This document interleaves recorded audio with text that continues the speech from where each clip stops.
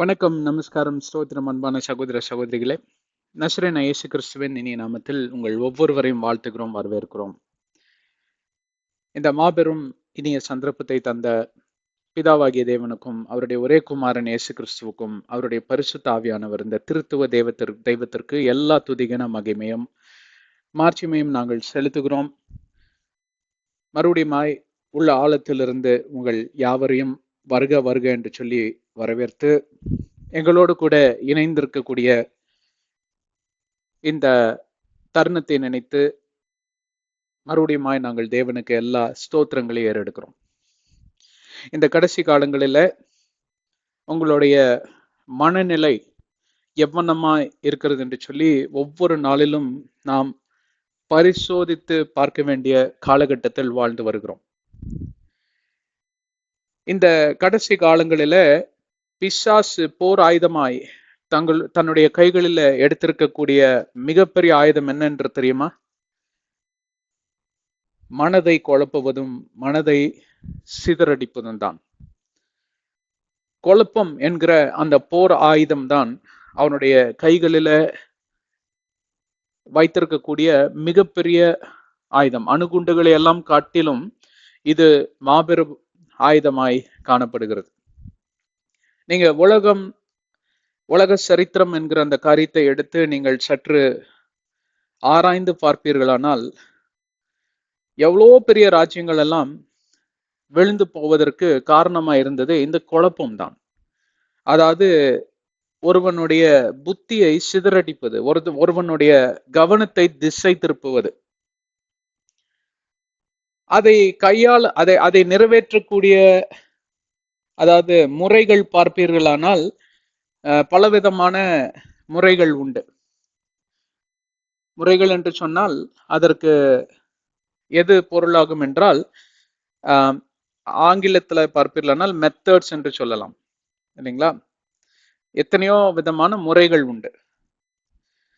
அதுல சில முறைகள் பார்ப்பீர்களானால் இந்த எட்டப்பர்களை விட்டு செய்தியை சேகரிப்பது, மற்றும் அங்கே தந்திரமாய் பேசக்கூடிய சாணக்கியர்கள் இருப்பார்கள், அவரை கொண்டு சில சகுனி வேலைகளை செய்வது, மற்றும் வதந்திகளை புறப்பட செய்கிறது, வன்முறைகளை தூண்டி விடுவது, இந்த மாதிரி பல காரியங்களை இதோ பிசாசானவன் யோசித்து பெரிய பெரிய ராஜ்யங்களையே அவன் வீழ்கடித்திருக்கிறான். பெரிய பெரிய ராஜ்யங்களையே தன்னுடைய கைவசத்திற்குள் கொண்டு வந்திருக்கிறான். அப்படிதான் குடும்பம் என்பதும் ஒரு ராஜ்யம். குடும்பம் என்பது ஒரு கட்டமைப்பு. குடும்பம் என்பது கர்த்தருக்கு மிக பிரியமான ஒரு காரியம்.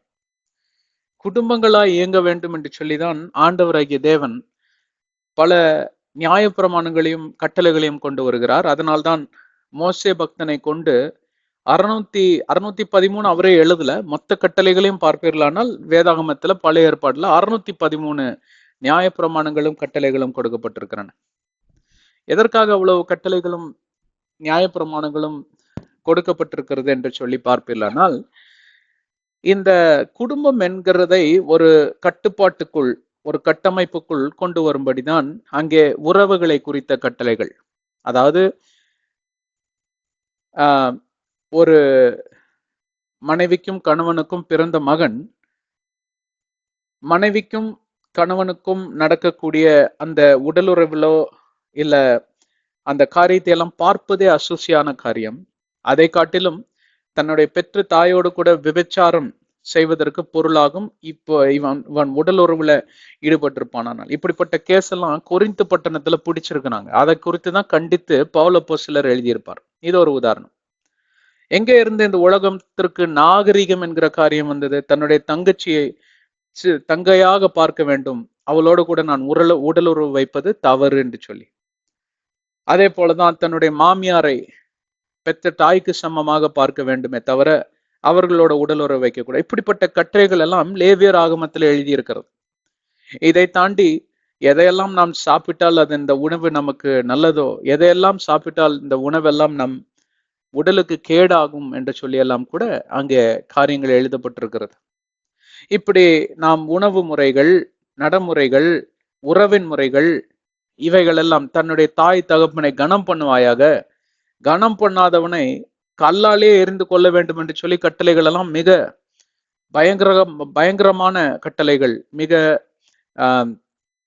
என்ன சொல்றது, இந்த காலகட்டத்துல அப்படியெல்லாம் சொன்னோம்னா என்ன கொடூரமான கட்டளையா இருக்குங்க இது. அப்படி ஒரு லா அண்ட் ஆர்டர் உங்க கவர்மெண்ட்ல பாஸ் பண்ணாங்கன்னு வைங்களேன், ஏகப்பட்ட பெட்டிஷன்ஸ் அங்கே பார்ப்பீர்கள், ஆனால் அங்க ஃபைல் செய்யப்படும். என் மகன் இப்படி என்ன போட்டு அடிச்சுட்டான், என் மகன் இப்படி போட்டு என்ன இது பண்றான், என்னை துன்புறுத்தினான், இந்த மாதிரி நிறைய ஹராஸ்மெண்ட் கேசஸ் ஃபைலும் ஆகுது.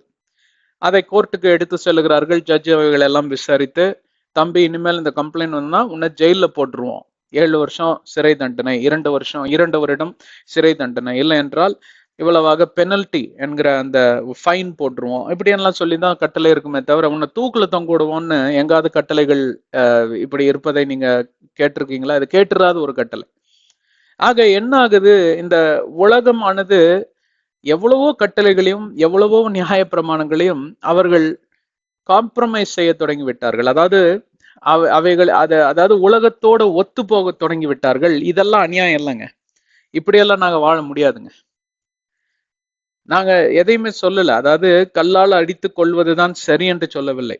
அதே நேரத்தில் புதிய ஏற்பாட்டுல ஒரு விளக்கம் கொடுக்கப்பட்டிருக்கிறது. இதே கட்டளை உதாரணமா எடுத்துக்கிட்டா, உங்களுடைய அதாவது பெற்ற குழந்தைகளை கோபம் மூட்டாதிருங்கள் என்று சொல்லி ஒரு கட்டளை இருக்கிறது. இப்ப இந்த கேஸ் எடுத்து நீங்க விசாரிக்கிறப்போ பாதிக்கு பாதி பாத்தீங்கன்னா ஜென்யூனா தான் இருக்கும். இந்த பெற்றோர்கள் பண்ணக்கூடிய அட்டூழியமும் அக்கிரமங்களும் இவ்வளவுதான் இல்லை. பெற்றோர்கள் அனைவரும் நீதிமான்களே அல்ல, இல்லைங்களா? நிறைய ஜென்யூன் கேசஸும் ஃபைல் ஆகுது. அப்போ அவைகள் எல்லாம் சரியா விசாரித்து, இல்ல திஸ் கேஸ் இஸ் டிஸ்மிஸ்ட் அப்படின்னு சொல்லுவார் ஜட்ஜ். இது வந்து வேலிட் இல்லை. அப்ப பெற்றோரை தண்டிக்க மாட்டீங்களா? பசங்க கேட்பாங்கல்ல. ஆனா புதிய ஏற்பாடுல தான் அதை துன்புறுத்தாதிருங்கள் அப்படின்னு. ஏன்னா இருதயத்துக்கு கட்டுப்பட்டு உங்க ஆவிக்கு கட்டுப்பட்டு நீங்க வாழ வேண்டும். இது ஆவிக்குரிய கோட்பாடுகள், ஆவிக்குரிய கட்டமைப்பாய் இருப்பதுதான் இந்த புதிய ஏற்பாடு. பழைய ஏற்பாடு பார்ப்பீர்களானால் உங்களுக்கு தப்பி செல்வதற்கு வழியே இல்லை. நீங்க குற்றம் சாட்டப்பட்டுவீர்களானால் அந்த குற்றத்திற்கு அதாவது ஈடான ஒரு வெகுமதியும் ஒரு விலையும் நீங்க கொடுத்துதான் ஆக வேண்டும். சில நேரம் உங்க உயிரே விலையா கொடுக்க வேண்டியது அவசியம் என்று சொல்லி பழைய ஏற்பாடுல எழுதப்பட்டிருக்கிறது. அப்படி உங்க உயிரை காப்பாற்றுவதற்கு வேறொரு உயிர் அந்த இடத்துல பலியிடப்பட வேண்டும். அதுதான் இந்த மிருகம். இந்த கால்நடைகளை இழுத்து செல்வது, இந்த ஆடு மாடு குருவி இதெல்லாம் புறா இதெல்லாம் வந்து பலியிடுறது. எதுக்காக பலியிடணும்னா, நீ பலியிடுறப்போ உன் உயிருக்கு பதிலா ஒரு மிருகத்தோட உயிர் அங்க அநியாயமாய் பலியிடப்படுகிறது. உன் கண்ணு முன்னாடி அதை துடித்து சாகுது, அதோட ரத்தம் சிந்தப்படுது. இதெல்லாம் பார்க்கணும், ஒருத்தன் பலியிடுறப்ப பார்க்கணும். அதுதான் கட்டளை. அதை பார்க்குறப்போ உன் இருதயத்துல உனக்கு ஒண்ணுமே தோணலையா? ஆதாமும் ஏவாளுக்கும் முறையாக அந்த கொலை என்பது பார்ப்பிலானால் ஆண்டவரே தன் கைப்பட அந்த காரியத்தை செய்கிறார். ஏன்? அவங்க உணரணும்னு சொல்லி. முதல் முறையாக ஒரு மிருகத்தை அங்க மிருகம் கொல்லப்படுகிறது, ரத்தம் சிந்துதல் அங்கே தோன்றுகிறது முதலாவது. அப்ப அவங்க இருதயத்துல அவங்க வெசனப்பட்டாங்களாம், யோசித்தாங்களாம். ஏன்னா நாங்க எங்க உயிர் போயிருக்கணும், நாங்க மரித்து போயிருக்கணும், எங்க சார்பில் இந்த மிருகம் மரித்து போய் இந்த மிருகத்தோட போருடைய, அதாவது தோளிலால் செய்யப்பட்ட போருடைய கொண்டு எங்கள் நிர்வாணங்கள் எல்லாம் நீக்கப்பட்டது என்று சொல்லி அவர்கள் அங்கே மனம் திரும்பினார்களாம். அதுதான் முதலாவது மனம் திரும்புதல். அதற்கு பின்பே பாருங்க, ஆதாமிடமும் ஏவாளிடமும் ஒரு பாவம் இல்லை. நிறைய பேர் இதை பரிகாசம் பண்ணி சொல்றாங்க, அதான் செய்யறதெல்லாம் செய்து முடிச்சுட்டாங்களே, இனி பாவம் செய்யறதுக்கு என்ன இருக்குன்னா, நீங்க ரொம்ப ஒழுக்கமா, நீங்க பாவமே செய்யற பாவத்தை திருப்பி செய்யறதே இல்லையா? ஆனா அவங்க செய்யல. அவங்க சரித்திர நூல் எடுத்து படிச்சு பாருங்க, அதற்கு பின்பே பாவம் இருந்ததாக சரித்திர நூல் சொல்லவில்லை. ஆனா மனிதர்கள் அனைவரும் தேவனுக்கு எதிராக திரும்பினார்கள். ஆதாமும் ஏவாளும் நீதிமான்களாய் மறிக்கவில்லை, பாவிகளாக தான் மறித்தார்கள். ஏனென்றால் இயேசு கிறிஸ்து இன்னும் அனுப்பப்படவில்லை, அந்த ரத்தமானது சிந்தப்படவில்லை. விலையேற பெற்ற ரத்தம், உயர்ந்த ரத்தம், பரிசுத்த ரத்தம் சிந்தப்படவில்லை. அந்த ரத்தம் சிந்துதல் இல்லாமல் பாவ மன்னிப்பில்லை. அப்பொழுது எப்படியாக நீங்க ஆதாமையும் ஏவாளையும் நீங்க நீதிமான் என்று கூற முடியும்? அந்த பலியிடுதல் என்கிற காரியமே அங்க சொல்லப்படவில்லை. மோசே பக்தன் பிறக்கவே இல்லை, கட்டளைகளும் நியாய பிரமாணங்களும் கொடுக்கப்படவே இல்லை. அதனால்தான் இயேசு கிறிஸ்து மரித்தப்போ அவருடைய அந்த சிலுவை அந்த இடம் இருக்கு பாத்தீங்களா, அதுக்கு கீழே ஆதாமோட கல்றை இருந்துச்சாம். இருந்துச்சான் இல்ல, இருக்குது. அந்த கல்றையில ஆதாமோட மண்டை ஓடத்தான் முதலாவது அந்த ரத்தம் கழுவுச்சு. ஏன்னா முதலாவது ஆதாம் தான் முதல் பாவத்தை கொண்டு வந்தான். அவனுடைய மண்டை ஓட்டத்தான் முதல்ல கழுவுச்சான். அப்ப அவர் நீதிமானாக மாற்றப்பட்டாரா? ஆயினும் அவர் பரலோகத்துக்கு எட்டியிருப்பார். எதற்காக இவைகள் எல்லாம் சொல்லிக் கொண்டு வருகிறோம் என்றால், இந்த உலகம் என்கிறது சில நாகரிகத்தை உருவாக்கி இருக்கிறது. அந்த நாகரிகம் பைபிள், அதாவது வேதாகமம், விவிலியத்தில் இருக்கக்கூடிய நாகரிகத்தோடு கூட ஒத்து போகாது. ஏனென்றால் எல்லாத்தையும் காம்ப்ரமைஸ் பண்ணி விட்டார்கள். இன்றைக்கு வேசித்தனம் எல்லா வீட்லயும் இருக்கு. என்னென்னமோ உறவுகளை இவனுங்களே உருவாக்கிக்கிறானுங்க. கொரிந்து பட்டணத்துல பிடிச்ச மாதிரி கேசுகள் இன்றைக்கு எவ்வளவோ வீடுகளில் இன்றைக்கு இருக்கும். அவைகளெல்லாம் சரி என்று சொல்ற அளவுக்கு இன்றைக்கு நாகரிகமானது கேடும் சீரழிந்தும் குட்டிச்சவராயமா இருக்கிறது. இதை கேட்பதற்கு, அதாவது கம்ப்ளைண்ட் பார்ப்பீர்களானால் அவங்க கோர்ட்டுக்கு வந்தாதான் இந்த கம்ப்ளைண்ட்டை எடுத்துக்கிறாங்க. கோர்ட்டுக்கு வரலன்னு வைங்களேன், அது கம்ப்ளைண்டாவே அதை பார்க்க மாட்டாங்க அவங்க. எவ்வளவு பேர் என்னோட இருக்கீங்க? அப்போ கோர்ட்டுக்கு கேஸ் வரலன்னா எல்லாமே நல்லா போயிட்டு இருக்குங்கிறதுக்கு அர்த்தமாயிருமா? அதைத்தான் நாம் சுய பரிசோதனை செய்து பார்க்க வேண்டும். எந்த கட்டமைப்பு கீழே? வேதாகமம் இருக்கிற கட்டமைப்பு கீழே. ஏன்னா வேதாகமத்திலிருந்து தான் நாகரிகம் என்கிற காரியமே இந்த உலகத்திற்கு தெரிவுபடுத்தப்பட்டது. அப்போ அந்த நாகரிகத்தை பெற்றெடுத்த இந்த விவிலியத்தை எவ்வளவு எளிதாக நீங்கள் புறம்பே தள்ளிவிட்டு, இந்த நாகரிகம் அல்ல எங்களுக்கு தேவையானது.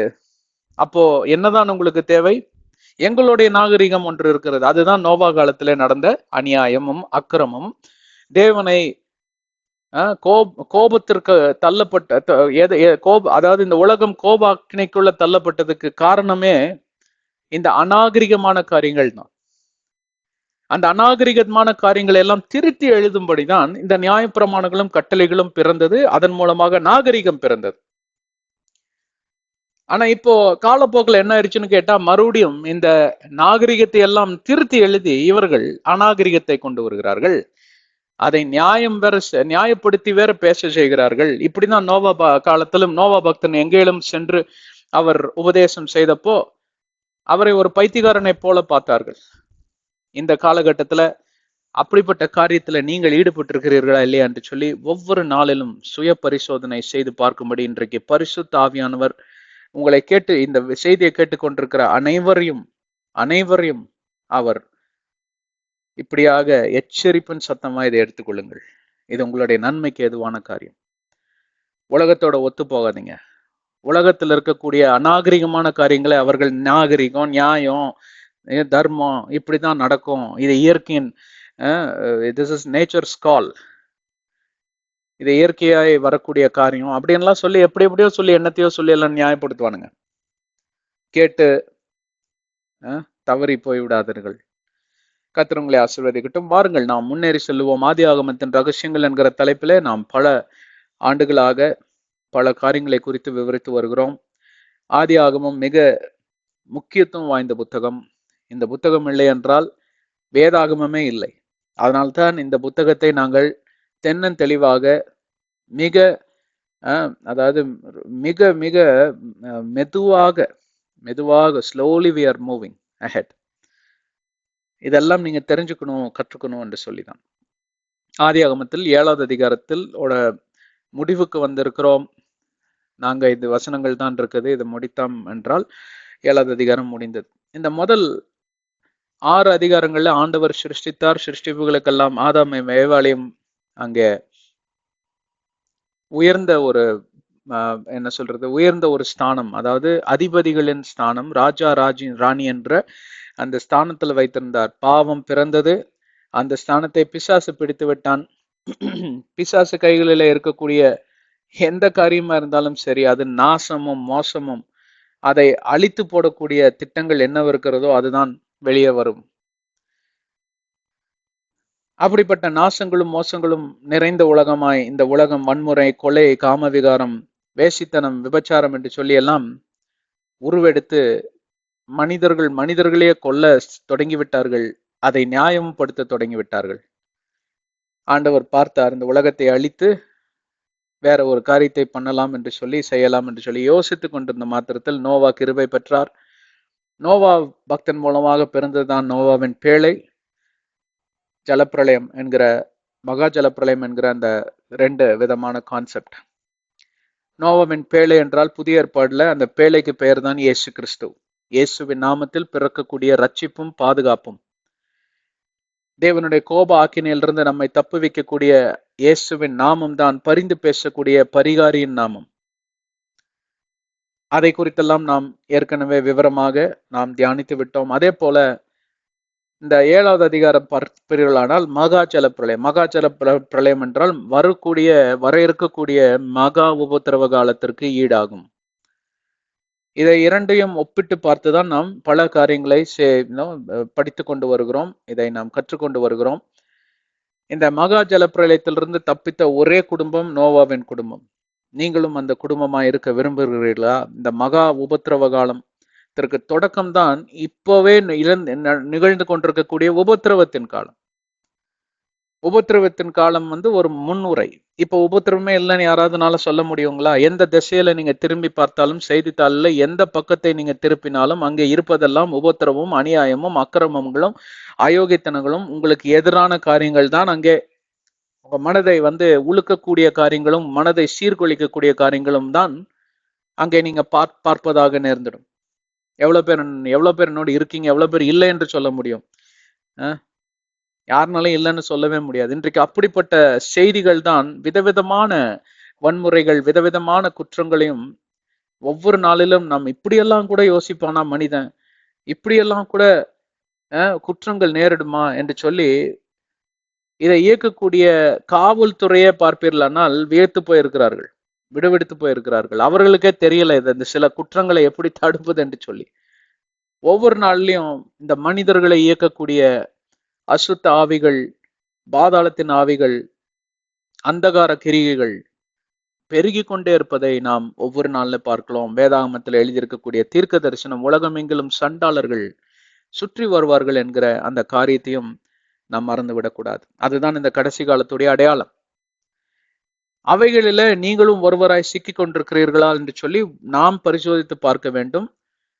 அந்த விதமான குற்றங்கள், அந்த விதமான வன்முறைகளுக்குள்ள நீங்களும் ஒருவராய் அடிபட்டு அங்கே நொறுங்கொண்டு இருக்கிறீர்களா என்று சொல்லியும் என்பதையும் நீங்கள் சற்று பரிசோதித்து பார்க்க வேண்டும். ஏனென்றால் இந்த பேழைக்குள்ள இருக்கக்கூடிய நோவாவுடைய குடும்பத்திற்கு பாதுகாப்பு கொடுக்கப்பட்டது.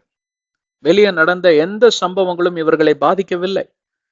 வெளியேறந்தவர்கள் வீடு, வசதி, தங்களுடைய உடைமைகள், ஏன் கடைசியாக அவர்களுடைய உயிரே போகும்படி அனைவரும் மரித்து போனார்கள். எங்கே எந்த திசையில நோக்கி பார்த்தாலும் சடலங்களுடைய நாற்றம், அழுகி கிடந்த பிணங்கள் எல்லாம் வெளியே மிதந்து கொண்டிருந்தது. தேவனே அவைகளை பார்க்கிறார். அதெல்லாம் 8வது அதிகாரத்துல நாம் வாசிக்கலாம். அப்படிப்பட்ட நாச மோசங்களும் இந்த குடும்பத்திற்கு நேரிடாதபடி இந்த பேழையானது இவர்களை தப்பி செல்லும்படி உதவி செய்தது. அதுதான் இயேசுவின் நாமம்.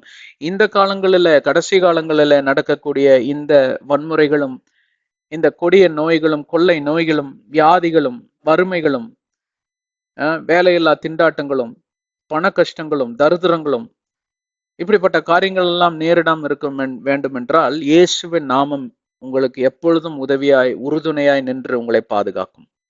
ஆனால் பிரச்சனை இல்லாமல் இருக்காது. அதுதான் அங்கேதான் வேறுபட்ட கருத்து இன்றைக்கு கிறிஸ்துவத்திற்குள்ளும், கிறிஸ்துவ கட்டமைப்புகளுக்குள்ளும் இப்படியாக ஒரு குழப்பத்தை உருவாக்கி கொண்டிருக்கிறது. நீங்க இயேசுவின் அண்டையில வந்தா உங்களுக்கு பிரச்சனையே இருக்காதுன்னு சொல்றீங்களே, யாரு சொன்னா? இயேசு கிறிஸ்துவே சொன்னார் இந்த உலகத்தில் உபத்திரவம் இருக்கும்னு. அப்ப எவனாவது ஏதாவது சொன்னா நீங்க நம்பி விட்டீர்களானால் எப்படி நீங்க இயேசுவையும் இந்த விவிலியத்தை எழுதின பரிசுத்த ஆவியானவரையும் குற்றம் சொல்ல முடியும்? இந்த உலகத்தில் உபத்திரவம் உண்டுன்னு வேதாகம் சொல்லுது. உபத்திரமே இருக்காதுன்னு சொன்னா நீங்க பாட்டுக்கு போயிடுவீங்களா தலையாட்டிட்டு? அது தவறல்லவா? ஆனால் அந்த உபத்திரவங்களுக்கு மத்தியில உங்களுடைய இருதயம் கலங்காது இருப்பதாக, உலகம் தரும் சமாதானம் அல்ல என் சமாதானத்தை தருகிறேன். ஏன்னா உலகம் தரும் சமாதானம் நிலையா இருப்பதில்லை. வேலை இல்லாத திண்டாட்டத்திலிருந்து உங்களை வெளியே கொண்டு வருவதற்கு இந்த உலகம் ஒரு ஆஃபர் லெட்டர் கொடுக்கும். அன்றைக்கு இரவெல்லாம் நீங்க அருமையாக தூங்குவீர்கள், உறங்குவீர்கள். ஒரு 6 மாதம் அந்த வேலை போகும், அதே உலகம் அந்த வேலையை திருப்பி எடுத்துக்கும். அப்ப என்ன ஆகுது? உங்களுடைய சமாதானம் சீர்குலைந்து போகிறது. ஆனால் சில உத்தரங்கள் மூலமாக உங்களுக்கு பாதிப்புகளும் இழப்புகளும் ஏற்பட்டாலும் உங்களுடைய இருதயம் கலங்குவதில்லை. ஏனென்றால் சென்ற முறை என்னை காப்பாற்றின தேவன், சென்ற முறை நான் தப்பி செல்ல வழி செய்து தந்த தேவன். விசுவாசம் சோதிக்கப்படுங்க. அப்போ பிரச்சனைகள் வரும் முன்பே அந்த விசுவாசம் எப்படி சோதிக்கப்படும்? பிரச்சனைகள் மத்தியில நீ எப்படியாக உன்னுடைய எண்ணம் மாறுகிறது, எப்படியாக உன் நம்பிக்கை அங்கே உறுதியாக இருக்கிறது. நம்பிக்கை என்றால் என்ன? காணப்படாதவைகளின் உறுதி. எவ்வளவு உறுதியாய் நீ தேவனை பற்றி கொண்டிருக்கிறாய், ஆனால் அவைகள் மத்தியில ஒரு காரியத்தில் நீ உறுதியாய் நிற்பாய். அது என்ன தெரியுங்களா? தேவன் என்னை கைவிடுவதும் இல்லை, என்னை விட்டு விலகுவதும் இல்லை. ஏன்னா அது அப்படின்னா என்னன்னே அவருக்கு தெரியாது. இடையில கைவிட்டுட்டு போறவன் தான் மனுஷன். தேவன் கடைசி வரைக்கும் நிலையாய் நின்று தொடங்கினவர் நிறைவேற்றுவார். And he is faithful God. யாரை வேணாலும் நீங்க நம்பாம இருக்கலாம், ஆனால் கர்த்தரை நம்பாமல் இருப்பதற்கு வாய்ப்பே இல்லை. ஏனென்றால் நம்பிக்கைக்கு ஆதாரமே அவர்தான், நம்பிக்கைக்கு மறுபெயரே அவர்தான். அப்படி என்கிற விசுவாசத்திற்குள்ளாக நீங்க சோதனைக்குள் தள்ளப்படுவீர்கள். சோதித்து பார்ப்பார். இது எந்த நாள் வரைக்கும் நடக்கும்னு கேட்டா கடைசி உயிர் போற வரைக்கும் நடக்கும். அப்போ ஒவ்வொரு முறையும் இப்படியே தான் தோண்ட உட்காந்துட்டு இருப்பீங்களா? அவன் பேர் கிறிஸ்துவனே கிடையாது, அவன் பேர் நாத்திகன். இன்ற காலங்களில கிறிஸ்துவரை விட நாத்திகர்கள் பார்ப்பீர்களானால் விசுவாசத்துல பெயர் பெற்றவர்களா இருக்கிறான். ஏன்னா அவன் தன்னம்பிக்கையிலேயாவது உறுதியா இருக்கணும். இவன் தன்னம்பிக்கையும் இழந்து போய் கிருபையை நம்பி போய் கிருபையும் சரியா விசுவாசிக்காதபடி, இங்கேயும் இல்லாதபடி அங்கேயும் இல்லாதபடி ஒரு விதமான ஒரு கலவை போல மாறிவிட்டான். எப்படி வேணாலும் அவனை வணையலாம், எப்படி வேணாலும் வணையலாம் என்பது நல்ல ஒரு கான்செப்ட் தான். ஆனாலும் அதை சரியாக வணைய வேண்டும் இல்லைங்களா? ஒரு சின்ன குழந்தைகிட்ட களிமண் கொடுத்தா அதுக்கு பிசைஞ்சு இப்படி உருண்டையா கொடுக்கும். ஆனா ஒரு குயவன் கைகள்ல அதே களிமண்ணை கொடுத்தா அவன் அருமையான ஒரு பானையும் அருமையான ஒரு பாத்திரமும் அவன் செய்து தருவான். யாரு கையில அந்த களிமண் இருப்பதற்கு இருக்குது என்பதற்கு ஒரு காரியம் இருக்கு இல்லைங்களா? அதை நாம் கூர்ந்து கவனிக்க வேண்டும். பிசாசு கையில கொடுத்தீங்கன்னா என்ன ஆகும்? கண்ணா பின்னான்னு அவங்க உங்களை பிசைஞ்சிருவான், அவங்க மண்டையை பிசைஞ்சிருவான். தலைக்குள்ள இருக்கிற மூளைய அந்த கவனத்தை எல்லாம் சிதறடிக்கிறதுக்கு கண்ணா பின்னான்னு உங்க எண்ணத்தை பிசைவான். ஆனா அதே எண்ணங்களையும் அதே விதமான மூளைக்குள்ள, அதாவது உங்களுடைய புத்தி சுவாதியத்தையும் ஆண்டவருடைய கைகளை கொடுப்பீர்களானால் அதை சரியாக அவர் மனைவார். அதுதான் விசுவாசம், அதுதான் இந்த பேழைக்கு அடையாளம், அதுதான் இந்த பாதுகாப்புக்கு உத்தரவாதம் என்று சொல்லியெல்லாம் நாம் பல காரியங்களை விவரித்து வந்தோம். 7வது அதிகார 21வது வசனத்துக்குள்ள நாம் கடந்து செல்ல இருக்கிறோம். 20வது வசனத்தை நாம் வாசித்து 21வது வசனத்துக்குள் கடந்து செல்லலாம். எவ்வளவு பேர் என்னோட இருக்கீங்க? முன்னுரைக்கு கொஞ்சம் நேரம் ஆகுதாங்க செய்யுது, இல்லைன்னா யாருக்கும் ஒன்றும் புரிய மாட்டேங்குது. நான் பாட்டுக்கு இந்த 21வது வசனத்துக்குள்ள போலாம் அப்படின்னு சொன்னா சென்ற அத்தியாயத்தை கேட்டவர்கள் எவ்வளவு பேருன்னு எனக்கு தெரியாது. நீங்க எவ்வளவு பேர் சென்ற அத்தியாயத்தை கேட்டிருப்பீங்க? புது புது புது புது புது அதாவது எப்படி சொல்றதுன்னு கேட்டா, புதுசா சப்ஸ்கிரைப் செய்யறவங்க இவங்கெல்லாம் வந்து நேரம் உள்ள வசனத்துக்குள்ள போயிடுறாங்கன்னா இல்லை பழசு ஒன்று நீங்க கேட்கணுங்க, கேட்டதான் உங்களுக்கு புரியும். The waters prevailed 15 cubits upward and the mountains were covered. இதுதான் 20வது வசனம். நீர்நிலையானது 150 அடிக்கு அதாவது மலைகளுக்கு மேலாக நின்றதாம். அதற்கு மேல இவருடைய பேழை போயிட்டு கடந்து சென்றிருக்கிறது. நோவாவோட குடும்பத்தோட மனநிலை எவ்வண்ணமாக இருந்திருக்கும்? இவைகளை குறித்து நாம் சற்று வியாக்கியானம் பண்ணி நாம் ஆராய்ச்சி பண்ணி அவைகளிலிருந்து சில ஆவிக்குரிய ரகசியங்களையும் ஆவிக்குரிய நியமங்களையும் நாம் கற்றுக்கொண்டோம். இவைகள் எல்லாம் நீங்களும் கேட்டிருப்பீர்கள் என்று சொல்லி நம்புகிறோம். இல்லை என்றால் சென்ற அத்தியாயத்தை கேட்டுவிட்டு வாருங்கள், அப்பொழுதுதான் ஒரு தொடர்ச்சி உங்களுக்கு கிடைக்கும். எல்லா அத்தியாயத்தையும் நீங்க கேட்கணும்னு தான் நாங்க விரும்புகிறோம். தயவு செஞ்சு இந்த அத்தியாயத்தை கேட்டுக்கொண்டிருக்கிறவர்கள், நான் இப்பதாங்க ஃபர்ஸ்ட் டைம் வரேன்னா 1வது அத்தியாயத்திலிருந்து ஆரம்பிங்க. ஏன் மெதுவாக தான் வாங்கல, என்ன அவசரம் உங்களுக்கு? நாங்க எவ்வளவு கஷ்டப்பட்டு இதை பண்றோம். அது முழுவதும் கேட்டு இந்த அத்தியாயத்துக்கு வருவதற்கு உங்களுக்கு ஏறத்தாழ 1.5 வருஷத்துக்கு மேலேயே ஆகலாம். ஏன்னா அவ்வளவு பெரிய மெசேஜஸ் ஒண்ணு கேட்டுட்டு தான் வாங்கலாம். சரி, 21வது வசனத்துக்குள்ள செல்வோம். And all flesh died that moved on the earth. எல்லா அசைவாடும் மாமிசங்களும் அங்கே பூமியின் மேல் அசைவாடக்கூடிய மாமிசங்களும் மரித்தே போனன, மரித்து விட்டன, மரித்து போயின என்று சொல்லலாம். Birds and cattle and beasts and every creeping thing that creeps on the earth and every man. 22வது வசனத்தையும் சேர்த்து பார்த்தலாம். All in whose nostrils was the breath of the spirit of life, all that was on the dry land died. இங்க ஒரு காரியத்தை நீங்க கூர்ந்து கவனிக்க வேண்டும். இதைத்தான் யாரும் அதிகமாய் பிரசங்கம் செய்து நான் கேட்டதில்லை. நீரிலே இருக்கக்கூடிய மீன்கள் மரிக்கவில்லை. கவனிச்சு பார்த்தீர்களா? All in whose nostrils was the breath of the spirit of life that was on the dry land. அதாவது வனாந்திரமாய் இருக்கக்கூடிய இந்த பூமி, ஆர் என்ன சொல்ல, ட்ரைனா என்ன சொல்றது, what is the meaning of dryness in Tamil? மன்னிக்கோங்க, இந்த மொழிபெயர்ப்புங்கிறது ரொம்ப கஷ்டம். வறண்ட நிலையில் இருக்கக்கூடிய பூமியானது, பூமி பிரிக்கப்பட்டது இல்லைங்களா, நீர்நிலை தனியாக, வறண்ட பூமி தனியாக. அந்த வறண்ட பூமியில விவசாயங்கள் அதெல்லாம் இருக்கக்கூடிய காரியங்கள், அதுல மனிதன் வாழக்கூடிய அந்த சூழ்நிலையை உருவாக்கக்கூடிய ஒரு காரியமாவது. அப்போ அந்த வறண்ட பூமியில இருக்கக்கூடிய கால்நடைகள், மனிதர்கள், மனுஷிகள், குழந்தைகள் எல்லாம் மரித்தன. ஆனால் ஒரு காரியத்தை கவனித்து பாருங்கள், நீரில் இருக்கக்கூடிய மீன்கள் எல்லாம் அங்கே உயிரோடு தான் இருக்கிறது. அந்த நீர்ல இருக்கக்கூடிய மீன்கள் எல்லாம் எடுத்து நீ ஒரு பகுதியா சுத்த மீன்கள், அசுத்த மீன்கள் என்றெல்லாம் பிரித்து அவைகளையும் நோவா உன் பேழையில நீ ஏற்றுக்கொள் என்று சொல்லி ஆண்டவர் சொல்லவில்லை. இதுல ஒரு ரகசியம் உண்டு, அதை குறித்து நாம் அப்புறமாக, அதாவது இந்த அத்தியாயத்திலே பார்க்கலாம். ஆனால் முதலாவது இந்த 21வது வசனத்தை நாம் மறுபடியுமாய் வாசிப்போம். உயிருள்ள அனைத்து மாம்சங்களும், அதாவது நகுந்து செல்லக்கூடிய அனைத்து மாம்சங்களும் மரித்தன. Birds and cattle, beasts and everything that creeps on the earth and every man. இந்த 21வது வசனத்திற்கும் இந்த 22வது வசனத்துக்கும் ஒரு கனெக்ஷன் இருக்குது, அதாவது ஒரு தொடர்பு இருக்கிறது. இந்த பூமியில நடந்து செல்வதற்கு, இந்த பூமியில தாம் நினைத்த இடத்திற்கு கடந்து செல்வதும் நடந்து செல்வதும், நினைத்தவர்களோட பழகுவதற்கும், நினைத்தவர்களோடு கூட சம்பாஷிப்பதற்கும், உறவுகளை வைத்துக் கொள்வதற்கும், தம் பிடித்த காரியங்களை செய்வதற்கும், பிடிக்காத காரியத்தை செய்வதற்கும் அந்த காலங்களில் பெரிய நியமம், கட்டளை இவைகள் எல்லாம் இல்லை. எவன் மனதில், அதெல்லாம் நாம் வாசித்தோம் இல்லையா பழைய அதிகாரங்களை, எவன் மனதில் சரி என்று காரியத்தை தோன்றுகிறதோ அதை சரி என்று சொல்லி அவன் நியாயப்படுத்துகிறான். சில பேர் அந்த சரி என்கிற காரியத்தை சரி இல்லை என்று சொல்லி அது அநியாயம் என்று சொல்லுகிறவர்கள் அநியாயம் என்று சொல்லுகிறார்கள். இப்படிதான் வன்முறை வெடித்தது.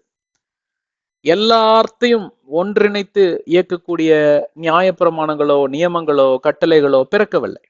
மனிதர்கள் தன் இஷ்டம் போல தம் ஆவிக்கு எது ஏற்புடையதோ, எது சரியோ எது சரியில்லையோ அதன்படி அவன் இயங்க தொடங்கிவிட்டான், வாழ தொடங்கிவிட்டான். அவனுடைய சிந்தை இப்படியாக மாறிவிட்டது.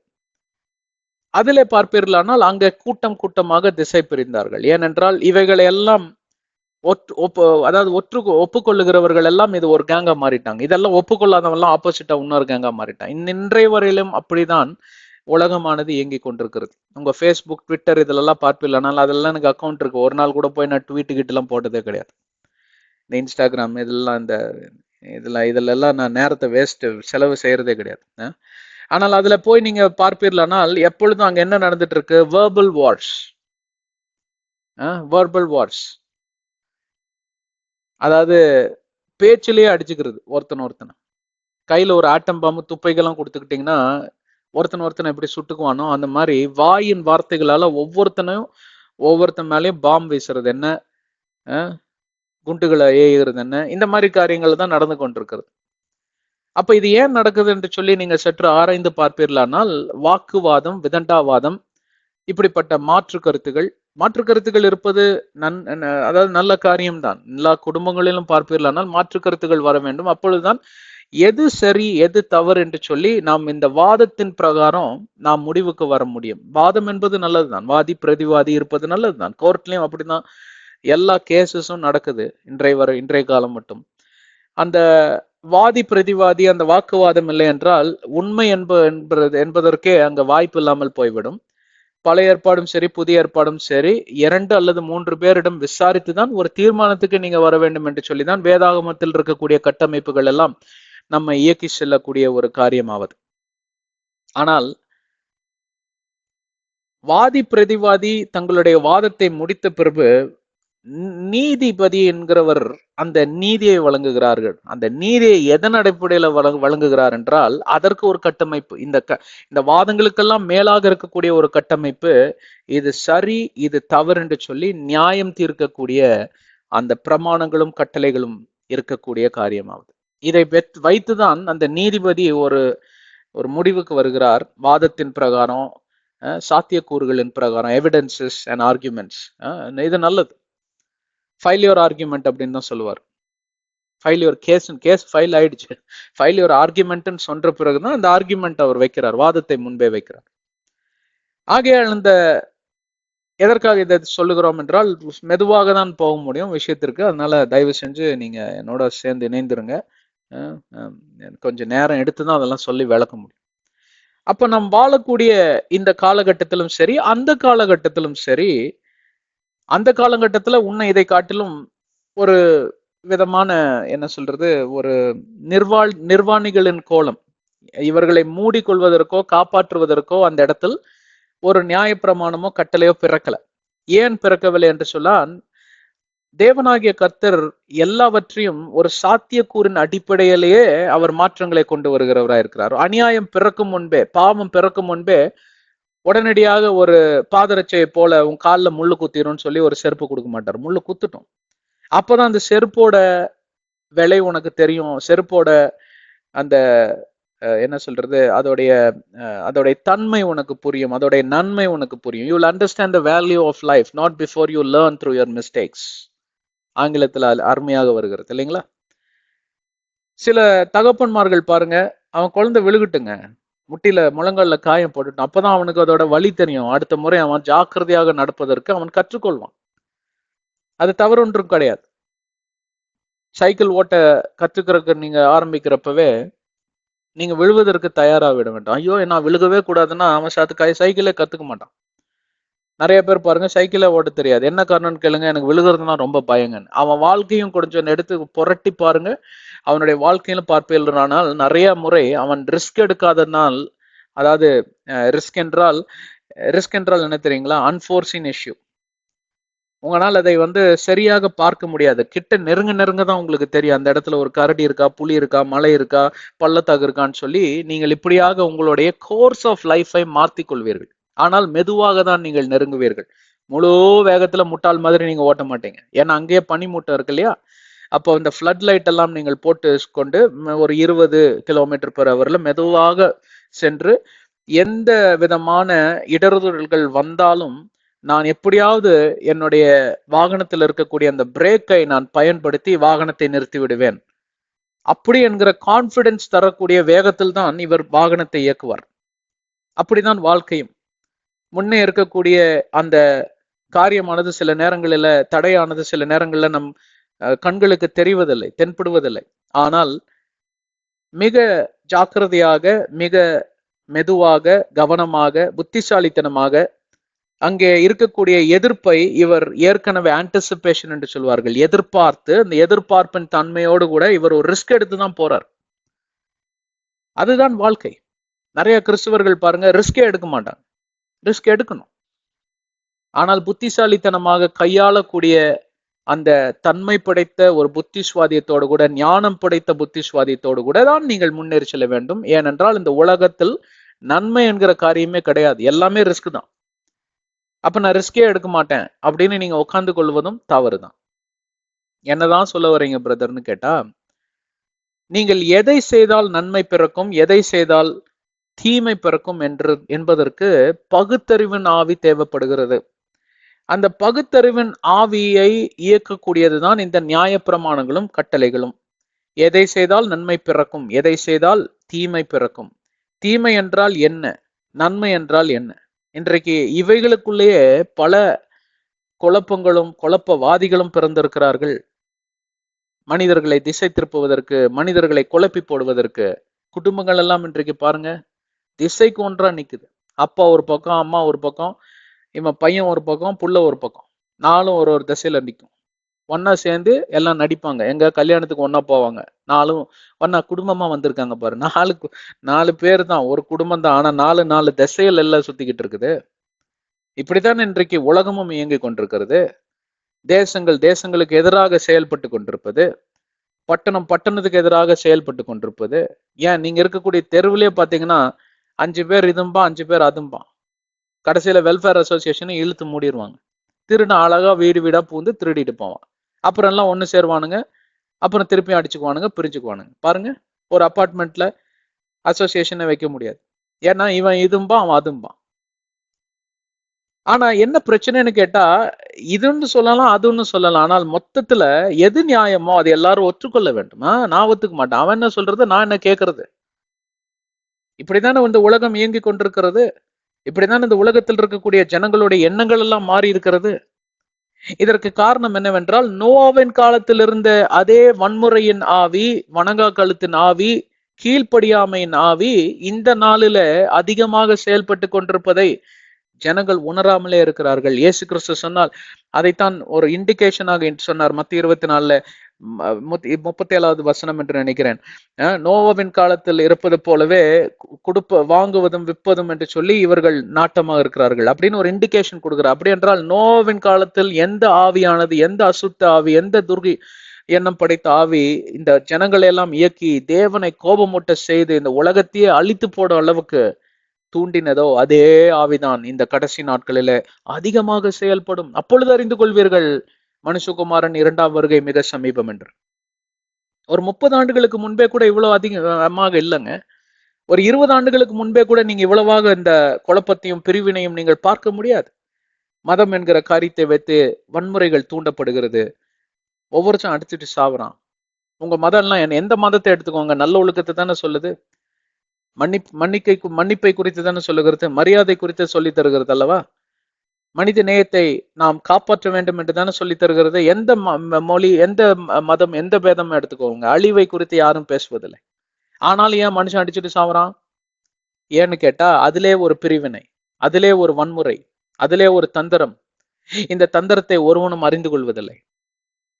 அதற்குத்தான் ஒருநிலைப்பட்ட ஒரு நியாயப்பிரமாணம் கட்டளைகளும் மோசே பக்தனுக்கு கொடுக்கப்பட்டது. இதற்கு அடியில இந்த உலகத்தை கொண்டு வர வேண்டும் என்றிருந்த உலகத்தை படைத்தவர் ஒரு கடவுள் தான். மனிதன் வேணா பல கடவுள் பேரை வச்சுட்டு இன்னைக்கு எல்லாம் அடிச்சுட்டு சாவுறான். ஆனால் ஒரு கடவுள் தான், ஒருவர் தான் சிருஷ்டிகர்.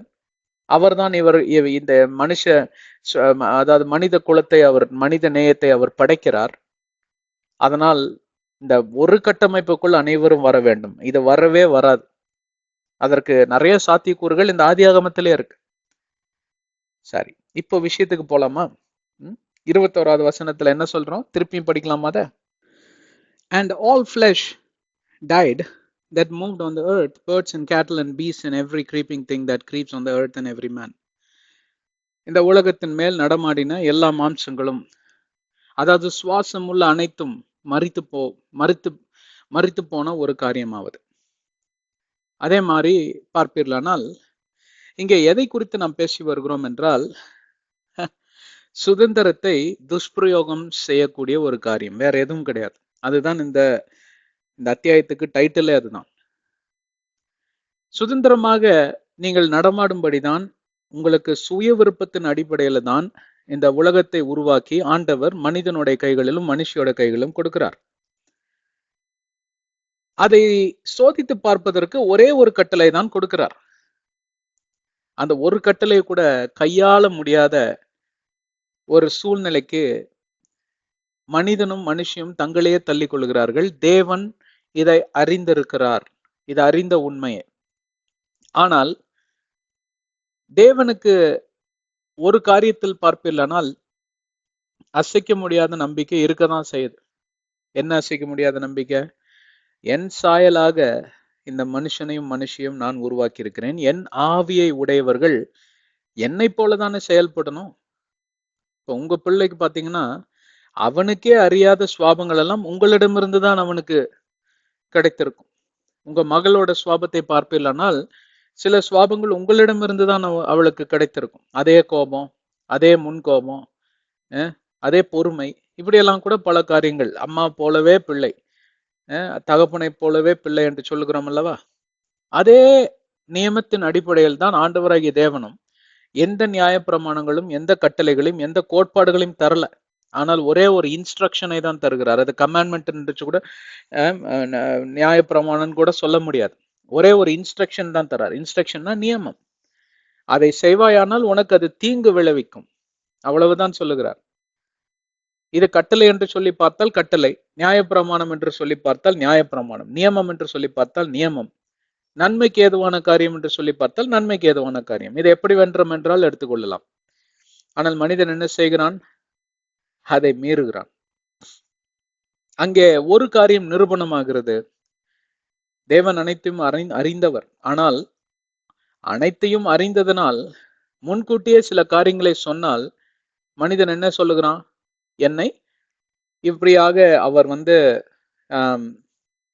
என்னுடைய சுதந்திரத்தை இவர் ஆக்கிரமிக்கிறார், என்னுடைய சுதந்திரத்தை அவர் பறித்து கொள்ளுகிறார் என்று சொல்லி எல்லாம் இன்றைக்கு நிறைய போராட்டங்கள் எல்லாம் நடக்கிறது இல்லையா? அதற்கு ஒரு தருணமாய், அதற்கு ஒரு வாய்ப்பாய், சந்தர்ப்பமாய் ஆண்டவர் கொடுக்க கூடாது என்று சொல்லிதான் சில காரியங்கள் மனிதனுடைய போக்கிலேயே அவர் விட்டு விடுகிறார். நிறைய நல்ல தகப்பன்மார்கள், தந்தை தாய்மார்கள் பாருங்க, எவ்வளவு சொல்லி பார்ப்பாங்க, கேட்கலையா, சில அவனை போக்கிலே விட்டுருவாங்க. அவனே இப்போ அடி வாங்கிட்டு திரும்பி வரட்டும். அது வரைக்கும் சகிப்பு தன்மையோடு கூட அவன் செய்யற அக்கிரமங்கள், அநியாயங்கள் எல்லாத்தையும் தன்னுடைய மகனா இருந்தாலும் சரி, மகளா இருந்தாலும் சரி, பொறுத்து கொள்வார்கள், சகித்துக் கொள்வார்கள். ஏன்னா ஒரு காலத்துல அவனே புரிஞ்சுக்கிட்டு வருவான். அன்னைக்கு அவனுக்கே விளங்கும் நாங்க சொன்னதெல்லாம் நியாயம். அப்படித்தான் ஆண்டவராகிய தேவன் என்ன செய்கிறார்? மனிதனை தன் போக்கிலேயே விடுகிறார். இரண்டாவது ஆதாமை குறித்து பேசினார். உடனடியாக இரண்டாவது ஆதாமை அனுப்பவில்லையே. 4000 வருடம் தேவைப்பட்டது ஆண்டவருக்கு. ஏன் 4000 ஆண்டுகள் தேவைப்பட்டது? மனிதனுடைய இருதயம் அவ்வளவு முரட்டாட்டம் பிடித்த இருதயமாய் மாறிவிட்டது. ஏனால் பாவம் நுழைந்த மாத்திரத்தில் அது இன்னும் பன்மடங்காக அதிகரித்ததை தவிர பாவமானது நன்மையை செய்ய ஒருபோதும் மனிதனை ஏவுதலுக்குள்ளாக நடத்தவில்லை. அது இன்னும் தீங்கு அதிகரித்து பெருகதான் செய்ததை தவிர மனிதன் நாளுக்கு நாள் பார்ப்பீர்களானால் அவன் தன்னுடைய சுய நினைவையே இழந்து, தன்னுடைய சுயமான அந்த தேவனுடைய சாயலை அவன் இழந்து ஒரு மிருகத்தை விட அதிகமாக வன்முறையை செய்கிறவனாய் மாறிவிட்டான். இதுதான் என்ன சொல்வதென்றால் பாவத்தின் நியமம். பாவத்திற்குள்ளாக ஒருவன் நுழைந்து செல்வான் என்றால் இந்த பாவத்துடைய விளைவு இப்படியாக இருக்கும். பாவம் என்னது? இப்படி விஷம் படைத்த தன்மை. ஒரு பாம்பு கொத்து விட்டதுன்னா அதோடைய தன்மை என்ன? விஷமானது உடல் எல்லாம் பரவிவிடும். உடனடியாக ஆஸ்பத்திரிக்கு அங்க தூக்கி செல்வார்கள். காலில் ஒரு கட்டு போடுவாங்க. ஏன்னா அது மேல போகிறதுக்கு கொஞ்சம் ப்ராக்ரஸ் கம்மியாகும், ஸ்பீடு கம்மியாகும் இல்லைங்களா? அந்த மாதிரி ஆண்டவர் கால்கட்டை போடுவதற்கு தான் இந்த நியமத்தையும் இந்த கட்டளைகள் எல்லாம் தராரு. பாம்பு கொத்தும், ஆனாலும் அதுல இருந்து தப்பி செல்வதற்கு வழி, எதிர்த்து நிற்பதற்கு வழி, பாம்பு இருக்கிற இடத்துக்கு நீ போகக்கூடாது அப்படின்றதுக்கு சரியான திசையை காமித்து தருவதற்கு தான் இந்த கட்டளைகள் எல்லாம் கொடுக்கப்படுகிறது. பாம்பு இருக்கிற திசையில போனாதானே நீ அந்த பாம்பு கடி வாங்குவாய். அந்த திசையை நீ தவிர்த்து விட்டாயானால், அந்த பாவத்தையே நீ தவிர்த்து விட்டாயானால் அந்த கொடிய விஷம் உன் உடலுக்குள் பொருத்துப்படாதபடி நீ உன்னைய காப்பாற்றிக் கொள்ளலாம் அல்லவா? அதற்கு தான் இந்த நியாய பிரமாணங்கள கட்டளைகள் கொடுக்கப்பட்டது. மனிதன் அதை ஒருமுறை மீறினான், அதற்கு பின்பே மீறிக்கொண்டேதான் இருந்தான், மீறிக்கொண்டேதான் இருக்கிறான். எவ்வளவு பேர் இருக்கீங்க? ஆகையால் இங்க என்ன தலைப்புல நான் பார்த்து கொண்டிருக்கிறோமானால், சுதந்திரத்தை துஷ்பிரயோகம் படுத்துவது சரியா தவறா? சுதந்திரத்தை துஷ்பிரயோகம் படுத்துவது எந்த காலத்திலையும் சரியல்ல. ஆங்கிலேயர்கள் வந்தாள்கள், வெள்ளைக்காரர்கள் வெள்ளையனே வெளியேறு என்கிற கோஷம் போடுகிற அளவுக்கு அவர்களுடைய சுதந்திரத்தை அவங்களுக்கு கொடுத்த அந்த என்ட்ரிய சுதந்திரத்தை ஈஸ்ட் இந்தியா கம்பெனி 16வது நூற்றாண்டுல வந்தாங்க. அடிமைத்தனத்துல இந்தியாவை அவர்கள் உட்படுத்தினார்கள். அதற்கு எதிராக போராட்டம் வெடித்தது. என்ன போராட்டம்னா, உனக்கு கொடுத்த சுதந்திரத்தை நீ துஷ்பிரயோகம் செய்து எங்களையே அடிமையாக மாற்றுகிறாயா, வெள்ளையனே வெளியேறு என்று சொல்லி எத்தனை விதமான ஃப்ரீடம் ஃபைட்டர், சுதந்திர போராளிகள் எழும்பினார்கள். தேசமைகளும் எழும்பினார்கள். எதற்காக எழும்பினார்கள்? ஏன்னா எவனோ ஒருத்தன் வந்து நம்ம நாட்டை துஷ்பிரயோகம் பண்ணிட்டான், சுதந்திரத்தை துஷ்பிரயோகம் பண்ணிட்டான். எங்களுக்கு சுதந்திரம் வேணும்னு போராடணும் அல்லவா? இப்ப அந்த சுதந்திரத்தை வச்சுட்டு என்ன பண்றோம்? வெள்ளைக்காரனே இருந்தா பரவாயில்லங்கிற அளவுக்கு தான் இன்னைக்கு நாடு இயங்கி கொண்டிருக்குது. கரெக்டுங்களா? அதுக்காக வெள்ளைக்காரன் செஞ்சதெல்லாம் சரி என்று சொல்லி நியாயப்படுத்தவில்லை. நீங்க எதுக்காக சண்டை போட்டு சுதந்திரத்தை வாங்குனீங்க? அதை சரியாக நீங்க கையாளுகிறீர்களா? இல்ல. அவனாவது ரயில போட்டான், ரோட போட்டான், இதை பண்ணான், அதை பண்ணா, வாங்கின வரி பணத்துக்கு கொஞ்சமாவது அவன் நியாயம் செய்தான். இன்றைக்கு வாங்குற வரி பணத்திற்கு என்ன நியாயம்? ரோடுகளோட கண்டிஷனை பாருங்க. தெருநாய்கள்லாம் சுத்தி கொண்டு எல்லாத்தையும் கடிக்குது. அதை கடி வாங்கி கீழே உளுந்தவன் உயிரை போயிடுச்சு. வரிங்கிற கொடுமையில இன்னைக்கு ஜனங்களை நீங்க ஆழ்த்துறீங்க. சரி, வரி தான் வாங்குறீங்களே, அந்த வரிக்கு உத்தரவாதமா நீங்க சிட்டியெல்லாம் டெவலப் பண்றீங்களா? ஏன் இந்தியா வந்து இன்னும் தலை சிறந்த நாடுகளில வணிகத்துல உயராத நாடுகளா இருக்கிறது? பஞ்சம் பட்டினி எல்லாம் ஏன் இருக்கு? வன்முறைகளும் வறுமைகளும் ஏன் இருக்கு? இந்தியாவை போல டாக்ஸ் கலெக்டிங் நேஷன்ல எவ்வளவோ காரியங்களை செய்திருக்கலாம். அப்போ சுதந்திரத்தை இன்னும் சரியாக நீங்க வந்து புரிந்து கொள்ளவே இல்லை. சுதந்திரத்தை நீங்கள் கையாளவில்லை. அதற்கு என்ன காரணம் என்றால், மனிதனுடைய நிலை அப்படியாக மாறிவிட்டது, பாவம் நிலைந்ததுனால். அதனால இந்த பாவத்திலிருந்து தப்பி செல்வதற்கு உங்களுக்கு ஒரு நியமம் தேவை, உங்களுக்கு ஒரு கட்டளை தேவை, உங்களுக்கு ஒரு கட்டமைப்பு தேவை, உங்களுக்கு ஒரு தப்பி செல்ல வழி தேவை. அந்த வழியின் பெயர் தான் இயேசு என்கிற நாமம். அதுதான் புதிய ஏற்பாடு. வருகிற மகா உபத்திரவ காலத்திலிருந்து நாம் தப்பிக்கொள்வதற்கும், இருக்கக்கூடிய உபத்திரவ காலத்திலிருந்தும் நாம் தப்பிக்கொள்வதற்கும் இதுதான் வழி. பழைய ஏற்பாடின் வழி என்ன? நியாயப்பிரமாணங்களும் கட்டளைகள். அந்த கட்டுப்பாட்டுக்குள் நீ வந்து விட்டாயானால் உலகமே, சீர்கெட்டழிந்திருக்கக்கூடிய உலகமே ஒரு கட்டமைப்புக்குள் வந்தால் சமாதானம் பிறக்கும். சமாதானத்தின் மூலமாக வன்முறைகள் ஒளிந்து போகும், கொள்ளைகளும் அழிந்து போகும், காம விகாரங்களும் விபச்சாரங்களும் கற்பழிப்புகளும் திருட்டு விதமான காரியங்களும் குற்றங்களும் நீக்கப்படும். அதற்காக தான் ஒரு மாடலாக அதை எடுத்து ஒரு கட்டமைப்பாய் இந்த இஸ்ரவேல் என்கிற ஒரு தேசத்தை உருவாக்கி அதன் மூலமாக தேவன் இந்த உலகத்திற்கே நான் யார் பக்கமா இருப்பேன் என்றால் இந்த கட்டமைப்புக்குள் எவன் அடங்கி இருக்கிறான். அவங்க அந்த கட்டமைப்புக்குள் இல்லைன்னா அவங்களுக்கு உழுவாட்டி. யாத்திராகமத்துல பாத்தீங்கன்னா சரியான அடி, துரத்தி அடிப்பார். ஏன்னா கடவுள் தேவன், கர்த்தராகிய தேவன் எப்பொழுதும் பார்ப்பீர்களானால் நீதியை வழங்குகிற தேவன். அவர் நீதிபதி, நீதியை வழங்குகிற தேவன், பாரபட்சமா பார்க்காத தேவன். தன்னுடைய பிள்ளைகளே வந்து தவறு செய்தாலும் ஒரு தட்டு தான் செய்வார். கொன்றே போட்டார், அக்கினி அனுப்பி கொன்று போட்டார்.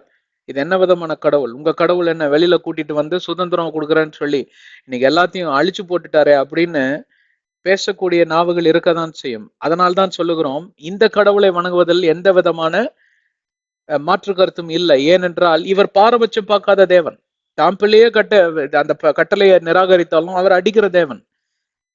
அப்ப நாத்திகர்கள் ஏன் உருவாகிறார்கள் என்றால், எங்களுக்கு சுதந்திரம் தான் முக்கியம், எங்களை யாரும் கட்டுப்படுத்த முடியாது. அந்த காலத்தில் இருந்தவர்கள் எல்லாம் நாத்திகர்கள் தான். ஏதோ பேருக்கு ஒரு கடவுள் இங்கே அங்கேயும் வணங்கி கொண்டிருந்தார்கள். ஆனால் தன்னுடைய சுய விருப்பத்தின்படி வாழ தொடங்கினார்கள். ஆனால் மனிதன் எப்பொழுதும் பார்ப்பீர்களானால் அங்கே ஒரு தெய்வத்தை தேடக்கூடிய ஒரு காரியமாவது. ஏன்னா அந்த ஆவி அப்படியாக ஒரு கட்டமைப்புக்குள் இருக்கக்கூடிய காரியமாவது. ஆவி என்பது எப்பொழுதும் தேவனை சார்ந்திருப்பது. அதனால இவன் சுய விருப்பத்துல நடந்தாலும் பார்ப்பீர்களானால் அங்க தெய்வம் என்பதற்கு ஒரு பேருக்காவது ஒரு சூரியனையோ சந்திரனையோ ஒரு கல்லையோ மண்ணையோ எதையோ ஒண்ணு வணங்கிட்டே இருப்பான் மனுஷன். ஏன்னு கேட்டா அந்த இடத்துல பார்ப்பீர்களானால் இருதயத்துல ஒரு வாய்ட் என்று சொல்வார்கள், ஒரு கேப், ஒரு விதமான ஒரு காலி இடம் இருப்பதை அவன் உணர்ந்து கொண்டே இருக்கிறான். அது குற்றம் கூறக்கூடிய ஒரு சூழ்நிலைக்குள் அவன் தள்ளப்படுகிறான். அதனால்தான் இந்த பேருக்காவது ஒரு தெய்வத்தை வைத்து அங்க வணங்கக்கூடியது காரியமாவது. எத்தனை பட்டணத்தில் பவுல் செல்லுகிறப்போ எவ்வளவோ விதமான விக்கிரக ஆராதனைகளை பார்த்து கடைசியாக ஒன்றை பார்த்தார், டு த அன்னோன் காட் என்று சொல்லி ஒரு ஜப ஒரு பீடத்தை கட்டி வைத்திருந்தார்கள், ஒரு தேவாலயத்தை. இத்தனையும் பண்ணி மனுஷன் என்ன யோசித்தான் என்றால், இத்தனையிலையும் தேவன் இல்லை என்றால் ஒருவேளை அந்த தெய்வம் கோவித்துக் கொள்ளுமோ, அவருடைய கோப ஆக்கினி என் மேல வந்து விடுமோ என்று சொல்லி அவன் என்ன பைபிள படிச்சானா? இல்ல. அவன் என்ன இஸ்ரவேலனா? இல்ல. அவன் நியாயப்பிரமாண கட்டளைகள் படி வாழ்கிறவனா, பலியை செலுத்துகிறவனா? இல்ல. ஆனா ஏன் அப்படி பீடத்தை கட்டி வச்சிருக்கான்னா, எவ்வளவோ ஆராய்ச்சிகளுக்கு பின்பு இந்த உலகமே ஏற்றுக்கொண்ட ஒரு கருத்து என்னவென்றால், தெய்வம் இல்லாமல் மனிதன் இல்லை.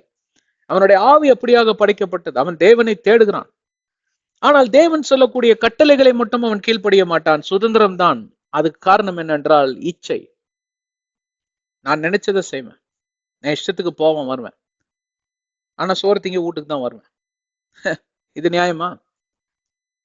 உனக்கு சோறு போட உனக்கு தகப்பனு தாயும் வேணும், துணிமணி வாங்கி கொடுக்க உன் தகப்பன் தாய் வேணும், உனக்கு உடம்பு சரியில்லைன்னா மருந்து வாங்கி கொடுக்கறதுக்கும் ஆஸ்பத்திரி கூட்டு போறதுக்கும் அவங்க வேணும்.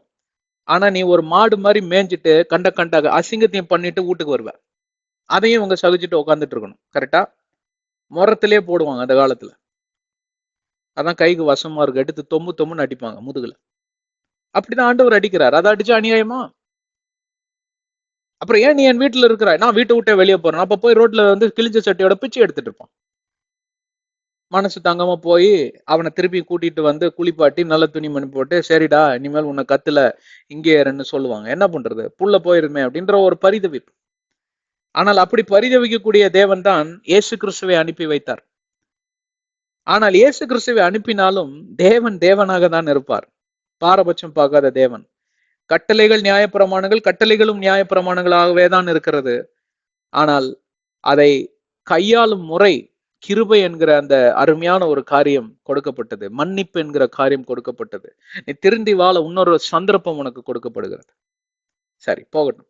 இப்போ 22வது வசனத்தில் இருக்கக்கூடிய ஒரே ஒரு ரகசியத்தை பார்த்து நாம் நிறைவேற்றி விடலாம். நேரம் கடந்து சென்று கொண்டிருப்பதனால் கொஞ்சம் வேகமா போகலாம். இங்க பூமி எங்கும் நடமாடி கொண்டிருக்கக்கூடிய மாம்சரிகமான காரியங்கள் தான் அழிந்ததே தவிர, இந்த ஜலத்து பிரளயத்துல ஒரு மீன் கூட, எவ்வளவோ கோடிக்கணக்கான மீன்கள் இருக்கக்கூடியதுதான் இந்த கடல்ல. எத்தனை கோடிக்கணக்கான மீன்கள் இருக்கும், அதுல ஒண்ணு கூட இறக்கலைங்களா இந்த ஜலப்பிரளயத்துல? இறந்திருந்தா அதையும் சொல்லியிருப்பார். எவ்வளவு பேர் என்னோட இருக்கீங்க?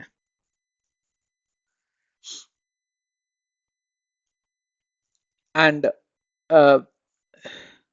சாரி, நம்ம என்ன பண்ணலாம்னா 23, 24 இதெல்லாம் சேர்த்தியே முடிச்சிடலாம். சரிங்களா? ஏன்னா இது தனியா பார்ப்பதற்கு கடினம். So he destroyed all living things which were on the face of the ground, both man and cattle, creeping thing, and the birds of the air. They were destroyed from the earth.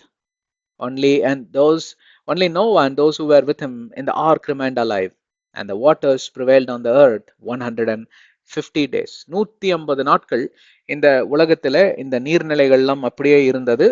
இதை குறித்து ஏற்கனவே பார்த்து விட்டோம். எல்லா மாம்சங்களும் அழிந்தது. அங்க பாத்தீங்கன்னா மீன்களை குறித்து ஒரு சொல் வரவே இல்லை. அப்போ இந்த மீன்கள் ஏன் அழியவில்லை என்றால், மீன்களுக்கும் அதே சுதந்திரம் கொடுக்கப்பட்டது, மீன்களுக்குரிய நியமங்களும் கொடுக்கப்பட்டது. மீன்களுடைய சுதந்திரம் என்ன? உன்னோட எல்லைக்குள் நீ என்ன வேணா செய்யலாம்.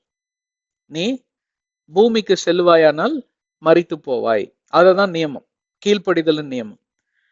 யாராவது பார்த்திருக்கீங்களா? கரை ஒதுங்கும் சில மீன்கள் பாத்தீங்கன்னா, ஏன்னா உடம்பு சரியில்லாம சில நிலை தடுமாறி சில மீன்கள் கரை ஒதுங்கிட்டு திருப்பி போக முடியாம தவிக்கும். நம்ம ஆளுங்க இழுத்து கொண்டு போய் உள்ள விடுவாங்க.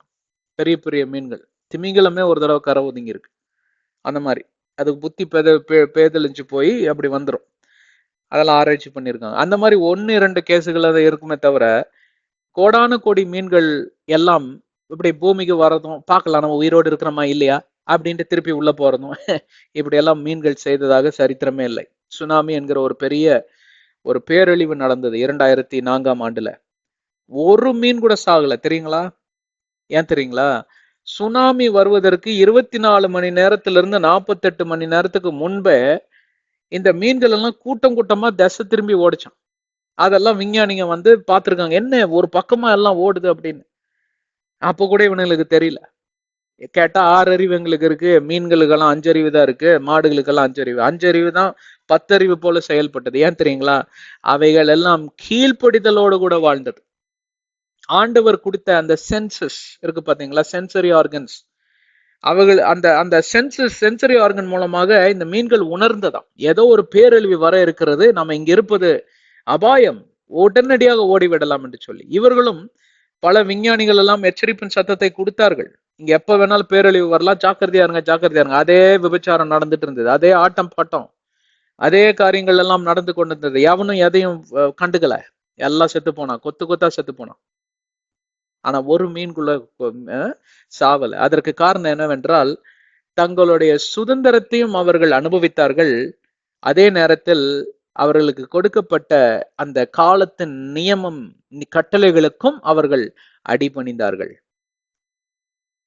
எந்த மீன் பாத்தீங்களா பூமிக்கு வரல, ஏன்னா அதோட எல்லை அதை நான் கிராஸ் பண்ணக்கூடாது. அதுதான் எல்லை கோட்டை வரைவதுதான் இந்த நியமத்தோட, இந்த கட்டளையோட சார அம்சமே. இந்த சார அம்சமே என்னவென்றால் பார்ப்பீர்களானால், ஒரு கோடு, ஒரு வரைபடம்.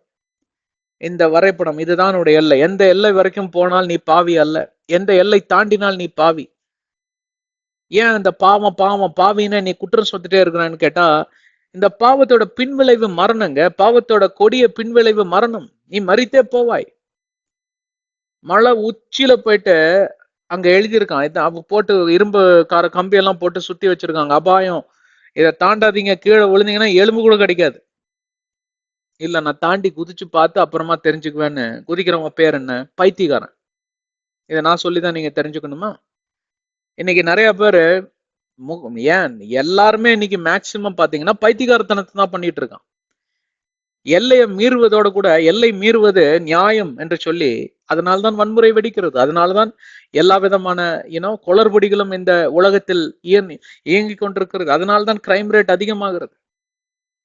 அவன் கட்டளையின்படி அவன் எல்லைகளுக்குள்ள அடங்கி தன்னுடைய வாழ்க்கையை இயக்கிக் கொள்வான். நான் இந்த உலகமே ஒரு குட்டி பரலோகமாக மாறுங்க. பரலோகத்தை போலதான் இந்த உலகத்தை ஆண்டவர் சிருஷ்டித்தார். மூன்றாம் வானம் பரலோகத்துக்கு முன்னிலை. மூன்றாம் வானம், அந்த மூன்றாம் வானம் என்ன தெரியுமா? ஏதேன் தோட்டம் தான். ஏதேன் தோட்டத்தை அப்படியே தூக்கிட்டு போயிட்டார். ஏன்னா தேவன் உலாவின புண்ணிய பூமி அது, பரிசுத்த பூமி அது. அந்த பரிசுத்த பூமியில இந்த மாசுபட்ட மனிதனுடைய கால் பதியக்கூடாது என்று சொல்லி ஆண்டவர் கண்ணும் கருத்துமா அதை வேற இடத்துக்கு தூக்கிட்டு போயிட்டார். அது சியோன் பள்ளத்தாக்காய் மாறிட்டு அந்த இடத்துல ஒரு புல்லு பூண்டு கூட முளைக்காது. ஆமா, நீங்க பாருங்க, வரைபடத்துல எல்லாம் இருக்கும். அதை குறித்து ஆராய்ச்சி எல்லாம் பண்ணினாங்க. ஏதேன் தோட்டமே ஒரு பெரிய இதுக்கடியில என்ன நீர்நிலைக்கு அடியில புதைந்து கிடக்கிறது எல்லாம் என்று சொன்னாங்க. இன்னொரு பக்கம் சியோன் பள்ளத்தாக்கு தான் அது அப்படின்னு பல வேறுபட்ட கருத்துக்கள் இருக்கு. ஆனால் இன்றைக்கு அது இல்லை. அது இல்லை என்பதை மட்டும் எல்லாரும் ஒத்துக்கிறாங்க. அப்ப எங்க போச்சது? அதை தூக்கிட்டு போயிட்டார் ஆண்டவர், ஏதேன் தோட்டத்தை. அதற்கு காரணம் என்ன? பாவத்தோட பின்விளைவு. இந்த எல்லையை நீ தாண்டுவாயானால், தேவன் உனக்கு கொடுத்த சுதந்திரத்தை துஷ்பிரயோகம் பண்ணுவாயானால், மரணம் ஒன்றே உனக்கு கிடைக்கக்கூடிய விளைவு, மரணம் ஒன்றே உனக்கு கிடைக்கக்கூடிய முடிவு. அந்த மரணமானது ஆவிக்குரிய மரணமாய் முதலாவது செயல்படும். அந்த ஆவிக்குரிய மரணம் படிப்படியாக உன்னுடைய வாழ் நாட்களை குறைத்து, நீ வாழ்வதற்கு இவ்வளவு நாட்கள் ஆண்டவர் குறித்து வைத்திருப்பார், அவ்வளவு நாட்கள் நீ வாழவே மாட்டாய். ஆவிக்குரிய மரணத்தோட பின்விளைவு அதுதான். 100 ஆண்டுகள் நீ வாழ வேண்டும், நல்ல ஆயுளோட நல்ல சுகபலத்தோட வாழ வேண்டும் என்று சொல்லி உன்னை ஆசீர்வதித்து ஆண்டவர் அனுப்பியிருப்பார். நீ அவர் கொடுத்த கட்டளைகளையும் நியாயப்பிரமாணங்களையும் கீழ்ப்படிதல் இல்லாதபடி நீ துஷ்பிரயோகம் பண்ணி போட்டதினால் உன்னுடைய வாழ்க்கை என்னவாகிறது? அங்கே வாழ்நாட்கள் குறைக்கப்படுகிற காரியமாவது. எவ்வளவு பேர் என்னோட இருக்கீங்க? இதை புரிந்து கொள்வதற்கு ரொம்ப எல்லாம் நீங்க ஆராய்ச்சி பண்ண வேண்டிய அவசியம் கிடையாது. சாதாரண கான்செப்ட் தான். ஒரு மீனுக்கு இருக்கிற அறிவு கூட உனக்கு இல்லையா? நிறைய பேர் ஒரு மாடுக்கு இருக்கிற அறிவு கூட ஒண்ணு இல்லையா? ஒரு கழுதிக்கு இருக்கிற அறிவு கூட உனக்கு இல்லையான்னு சொல்லுவாங்க. ஒரு மீனுக்கு இருக்கிற அறிவு கூட உனக்கு இல்லையான்னு கேட்கறதுக்கு இதுதான் முதல் முறைன்னு நினைக்கிறேன், இல்லைங்களா? அதே மீனை நீங்க எடுத்து பொறிச்சு சாப்பிட்றப்பெல்லாம் நீங்க நினைச்சுக்கணும், இப்ப இந்த மீன் இருக்கிற கீழ்ப்படிதல் கூட எனக்கு இல்லையே அப்படின்னு. எவ்வளவு பேர் என்னோட இருக்கிறீங்க? சோ இதோட நம்ம 7வது அதிகாரத்தை ஒரு நிறைவுக்கு கொண்டு வருகிறோம். அடுத்த அத்தியாயத்தில் நாம் 8வது அதிகாரத்துக்குள் நாம் கடந்து செல்ல இருக்கிறோம். பார்த்தீங்களா, படிப்படியா நம்ம முன்னேறி எவ்வளவு அழகா போயிட்டு இருக்கோம். கர்த்தர் உங்களை ஆசீர்வதிக்கட்டும். சிரங்களை தாழ்த்தி கண்களை மூடி நாம் ஜெபிப்போம். பரலோக பிதாவே, உம்மை துதிக்கிறோம், உம்மை ஆராதிக்கிறோம், உம்மை மகிமைப்படுத்துகிறோம். தெய்வமே, இந்த அருமையான நேரத்தையும் சந்தர்ப்பத்தையும் தந்ததுக்காக நன்றி. எங்களுக்கு பல ரகசியங்களை, ஆவிக்குரிய ரகசியங்களை கற்றுத்தந்து எப்படி நாங்க இந்த ஒழுக்கமான பாதையில சீரும் சிறப்புமாய் வாழக்கூடிய ஒரு வாழ்வை நாங்கள் எப்படி சுதந்திரித்துக் கொள்வது என்று சொல்லி எங்களுக்கு கற்றுத்தந்த உடைய கிருபை நிமித்தம் துதிக்கிறோம். தொடர்ந்து எங்களை வழிநடத்தும், காத்துக்கொள்ளும், பொறுப்படுத்திக் கொள்ளும். இயேசுவின் நாமத்தில் ஜெபிக்கிறோம் பிதாவே, ஆமென். கர்த்தர் உங்களை ஆசீர்வதிக்கட்டும். எங்களோட கூட இணைந்திருங்கள். சப்ஸ்கிரைப் செய்யாதவங்க செய்து கொள்ளுங்க. அப்பதான் எந்த வீடியோ நீங்க மிஸ் பண்ணாம பார்ப்பீங்க. தெரிஞ்சவங்களுக்கெல்லாம் ஷேர் பண்ணுங்க. வாட்ஸ்அப், ட்விட்டர், ஃபேஸ்புக், இன்ஸ்டாகிராம்ல எல்லாம் போடுங்க. அது உங்கள் மேல் விழுந்த கடமை. உங்களுக்கு தெரிந்ததை, நீங்க கற்றுக்கொண்டதை பிறருக்கும் நீங்கள் கொண்டு போய் சேர்த்த வேண்டிய கடமை உங்களுடைய. வேறொரு கடமையும் உண்டு. இந்த உலகம் அழிந்து போகக்கூடிய நாட்கள் இருப்பதனால் எல்லா ஆத்துமாக்களுக்காக ஜெபம் செய்யுங்க. ஊழியர் செய்கிற ஒவ்வொருவர்களுக்காக ஜெபம் செய்யுங்க. எங்களுக்காகவும் எங்க ஊழியத்துக்காக ஜெபம் செய்யுங்க. எபேசியர் 6:18, கொலோசியர் 4:3 தான் சொல்கிறது. உங்களுக்கு ஜெப தேவைகள் இருந்தால் யாரிடமும் சென்று சும்மா இந்த வாட்ஸ்அப் இதெல்லாம் அனுப்புறது எல்லாம் வேண்டாம், விட்டுருங்க. கர்த்தரிடம் சென்று உங்க தேவைகளை குறித்து மன்றாடுங்கள். ஆண்டவர் உங்களுக்கு எல்லா நன்மைகளையும் செய்ய போதுமானவராக இருக்கிறார். இயேசுவின் நாமத்தில் மன்றாட்டுதல்களை ஏறிடுங்க. வேற எந்த நாமத்தில் எடுத்தாலும் அவர் காதுக்கு சேராது. போய் அவருடைய செவிகளுக்கு போய் சேரணும் இல்லையா? நீங்க ஒருவேளை நீங்க ஊமையா பிறந்துட்டீங்க, என்னதான் நீங்க கத்துனாலும் குரல் வெளியில வராது. சரி, நீங்க உங்களுக்கு குரல் வந்துருச்சு, கேட்கிறவரு செவிடாயிட்டார், அப்ப என்ன ஆகும்? சம்பாஷணை அங்க உருவாகாது இல்லையா? அந்த மாதிரிதான் இதுவும். இயேசுவின் நாமம் தான் it's a bridge that will take your prayer to God. ஆண்டவர் உங்களை ஆசீர்வதிக்கட்டும். அடுத்த அத்தியாயத்தில் சந்திப்போம். ஆமென்.